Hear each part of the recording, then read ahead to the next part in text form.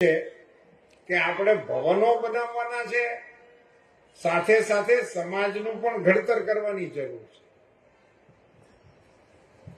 હવે આપણે સમાજમાં કોઈ નિયમો રાખ્યા છે, આપણું કોઈ બંધારણ છે, આપણે કોઈ નીતિ નિયમ પ્રમાણે હાલવું છે કે આપણે સમાજના નામે ભેગું થવાની છઈયો અને પછી ઘેરે વારો આવે તો આપણી મેળે છઈયો.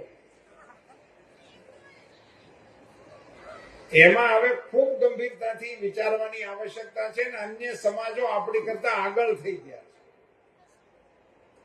છે. 5-25 વર્ષ પહેલા એવો સમય હતો કે આપણો સમાજ નિર્ણય કરતો અને બીજો સમાજ એને ફોલો કરતો. આજે બીજા સમાજોએ નિર્ણય કરી નાખ્યા ને આપણે તો હજી વિચારણા નથી શરૂ કરી.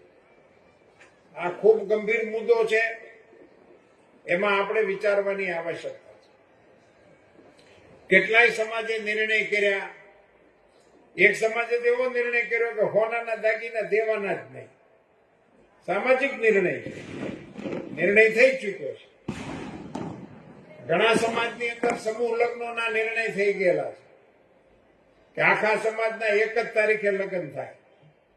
કચ્છ આહિર સમાજ એની એક જ તારીખ, એ તારીખે જ બધાના લગ્ન થાય. આપણા સમાજે આવું કઈ વિચારવાની આવશ્યકતા છે. અને એટલું લગ્ન પૂરતું જ નહીં, બીજા ખૂબ આપણા વ્યવહારો જાત ભાતના વધી ગયા છે.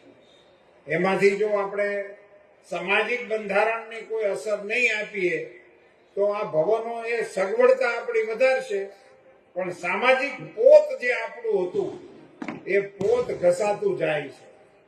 જયરામ બાપાએ છૂટાછેડાની વાત કરી, આ બધું વધતું જાય છે, એનું કંઈક કરવું જોઈએ. પણ મારા મતે છૂટાછેડા એ મહત્વની વાત નથી, પણ છૂટાછેડા પછી એના બાપા પૈસા ગણવા બેહે છે, એ આપણા શરમજનક આપણા માટે. એટલે ક્યાં પહોંચી ગયા?